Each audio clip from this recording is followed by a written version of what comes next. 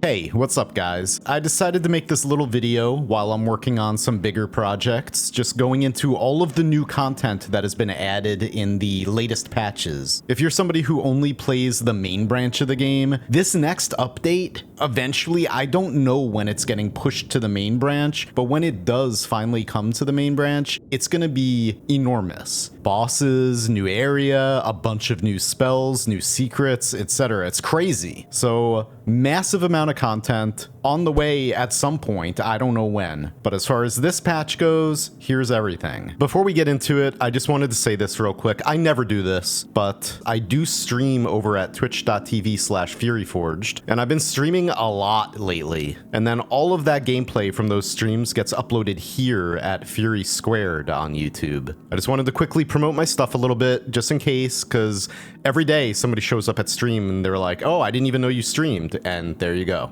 All right, let's go. First of all, we're going to start with by far the most important thing in the patches, Taming Hammies. If you find one of these little spideys, now you can actually pet them by pressing E.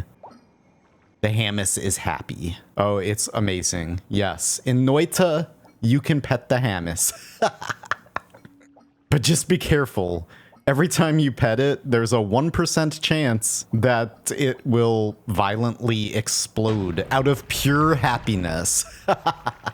It does count as a trick kill, so you'll get double gold when they die this way, but it does a lot of damage. Interestingly, this explosion, if you can keep the Hammies alive, can also be used to create the sun. If we look into the scripts, we'll find this nice little message at the bottom from the developers. Hi, Noita community. Here's a little nod to you. Thanks for the support. Thank you, Nala Games. You guys are amazing. All right, now I'm just going to go over the new spells added only in this patch, starting with the White Hole spells. So the Giga White Hole spell actually was added previously. We've had this one in the beta for quite a while. It functions similarly as the Giga Black Hole, except instead of sucking things in, it repels them, including projectiles. The same is true for the new goated spell, the normal White Hole spell. It functions, again, similarly to a black hole, allowing you to dig through anything. However, the repulsion effect of it is very, very useful on travel wands. You can use this thing to repel enemy projectiles at rapid speed, including polymorph shots, making it a very nice addition to safe travel wands. And then we've got Omega White Hole, which, yeah, I like the rainbow that it creates out the back. See that? Obviously does a lot of damage, self-damage as well, and of course very strongly repels projectiles. Then we have the Deadly Heal spell, which is interesting in that it first does damage and then heals over time, just like a Circle of Vigor. However, it has no self-damage component, so you can't hit yourself with it or heal yourself with it without first adding a Piercing or Bloodlust. But it does a good deal of projectile damage. So if you don't have high projectile resistance, then you can easily kill yourself with this thing. But that means that taking perks like Slime Blood, which increase your projectile resistance, will help you use this more effectively. Or the Weakening trick, for that matter. If you negate all damage from projectiles, then you can use this as just a slightly less effective Circle of Vigor. Muden Muto. I wonder what that does. Bah. And then we have the new Cluster Bolt projectile modifier, which is quite interesting, especially if you find it early on, but the self-damage you can do with this thing could kill you very easily. So I'm not sure if many people are going to use this. Even if you have fire immunity and explosion immunity, you still do damage to yourself with this. It does do some projectile damage as well. And interestingly, this doesn't trigger at all when you shoot enemies with it. It only triggers when you shoot walls, floors, and other solid objects like that. So it kind of rewards you for not aiming at the enemy. And last but not least, out of all the new spells, we have my favorite. It's actually housed within a new secret structure we have in the world, which is incredible. There's a secret floating island straight up above the entrance to the pyramid. You can get up here from the beginning of a run if you know how to tablet surf, or it will require some teleportation. Anyway, you'll find this tiny little floating island with a Hisi outhouse. And the heart on the door, obviously a Shrek reference, but I like to say this is also a Zyshio reference. Zyshio is a streamer in the community. Anyway, simply destroying this wooden outhouse will spawn the new spell. Just like the Rainbow Trail spell, you can only get this one here. Touch of Gold transmutes everything in a short radius into urine, including walls, creatures, and you. Being able to get this spell at the beginning of a run or really early into a run opens up a very interesting strategy that I will show you guys in another video coming up real soon. These alternate starting strategies are something that I have always been into in any game. And obviously, you guys probably know by now, unless this is the first video of mine you've ever watched, I love spending an hour or more before I even, quote unquote, start the run. Yeah, we're just gonna get the essence of Earth, get the Earth Stone, we're gonna dig to the chain gun, get that, and we're gonna dig up to the gold room, get that, and then we're gonna spend an hour in the try not to die in the overgrown cavern, and then then we're gonna go to the other side of the world to the lake. Yeah, get some gourds, you know, fun. Next, we can finally fungal shift using powder pouches. This is huge. It opens up the possibilities of some absolutely insane shifts now. It also would normally have meant that shifting gold would become very common, but the devs actually imposed a new rule on gold shifting. Now, if you try to shift gold, even if you start with the 1 in a million chance of a flask with it, which is something that I was gonna put in my last little known things about Noita video, but I forgot about it, there is a 99.9% chance that it will be shifted into something else. So, yay. Which, if you think about it, makes sense thematically. We shouldn't be able to do that so easily. But yeah, have fun shifting dirt, all the metal powders, diamonds, poop from the poop stone.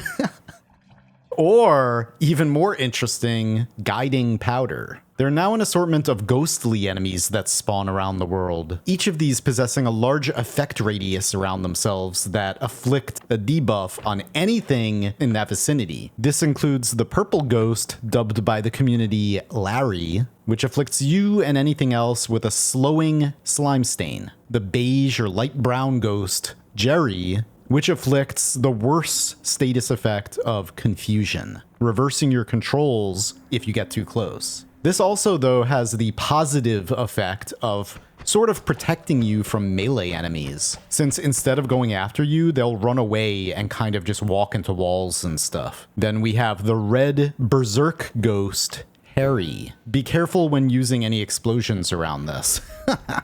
And then we have Gary. This guy used to spawn in New Game in the Temple of the Art. Now he only spawns in New Game Plus. But Blue Ghost Gary afflicts you with the weakness debuff that it shares with Diminution. It makes you and everything else afflicted by it take 10 times more damage from everything. Right after this patch came out, I had a really nice god run going, and I was at the bottom of the Temple of the Art, and I was right above the laboratory, and I decided to just try to like kind of quickly move through lava. Well, Gary was close by, and he said no. I ended up taking a single tick of damage that was over 16,000. Instant death, run over immediately. So because of that, and I think other people's experiences with this guy, Hempuli decided to move him to New Game Plus and up. Each of these enemies is fairly rare, and you can find them only in Temple of the Art, the Pyramid, Coal Pits, the Fungal Caverns, the Overgrown Caverns, and Meat Realm. Now we get to something a little bit more substantial. Journeying down below the desert on the left side of the pyramid, the near side,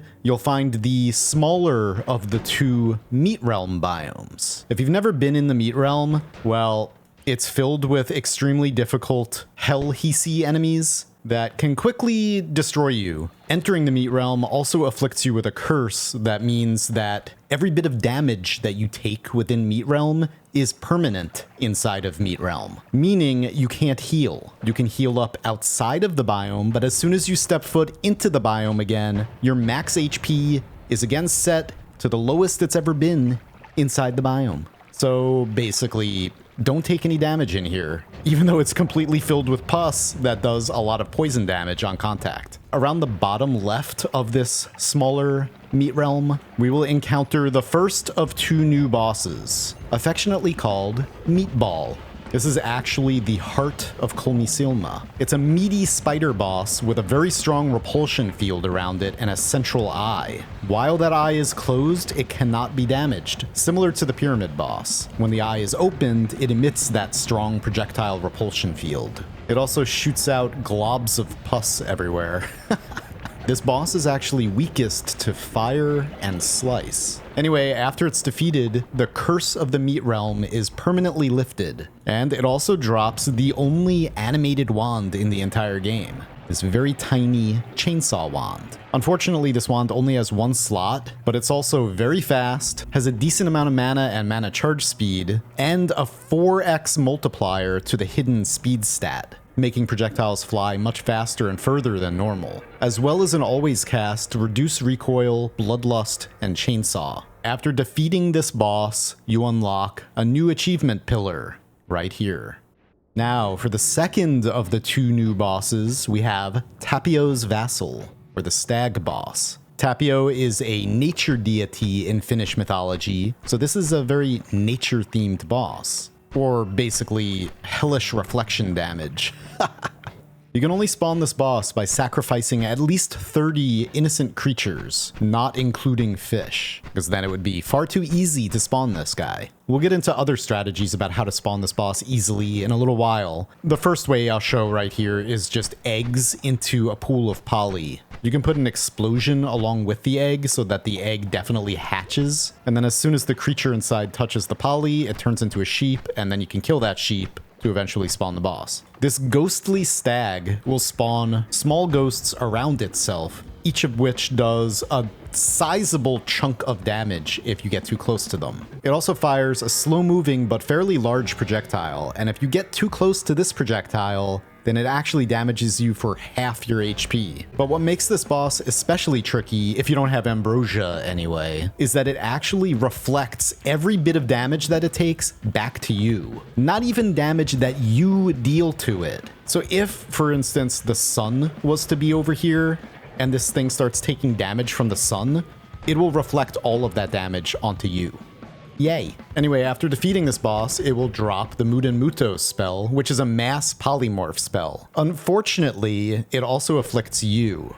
So if you want to use this more effectively, you'll get Iron Stomach and then polymorph immunity. But if you do, it is very effective. Of course, you're literally turning enemies into sheep, so you won't get any gold for that, and you also won't get any progress for killing that enemy because you're killing the sheep instead.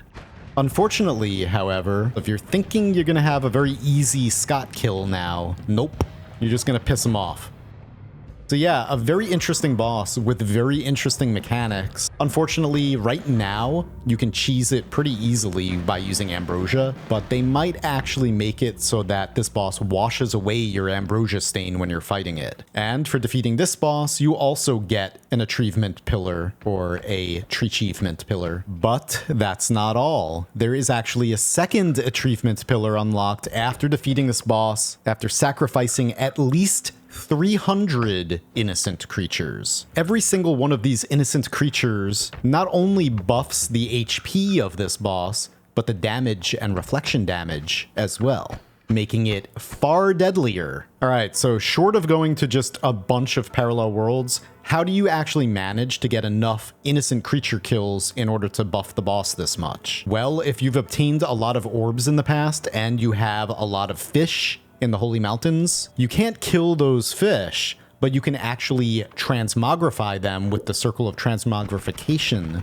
and then killing those sheep does count. Next, you can use the Summon Deerkoi spell. If you have infinite casts of this, then that will also count. Another method is to simply use the Projectile Transmutation field. After casting this, just fire any projectiles into that field, including fast teleport bolts, and spawn just dozens upon dozens or hundreds of sheep everywhere.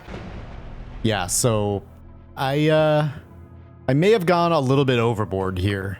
The HP of the boss actually caps, but I think the damage does not cap. So if you are a truly heartless monster and you slaughter this many sheep, prepare to hurt. If the developers really do make this boss wash away your Ambrosia stain, this will probably be the most difficult challenge of the game, requiring you to maintain heals on yourself in order to even have a chance to defeat this thing. But for now, we can cheese it with Ambrosia. I actually feel really bad about doing this, but it's okay. I've felt plenty of pain while playing this game, and you know, I'm probably gonna fight it hundreds of times without cheesing it this way anyway. Right now, this boss only exists in the central world in New Game, not in New Game Plus, not in Parallel Worlds. But if they do make this boss spawn in New Game Plus, that would be amazing. Not only would New Game Plus 28 Colmy be the ultimate challenge, but imagine New Game Plus 28 Tapio's Vassal.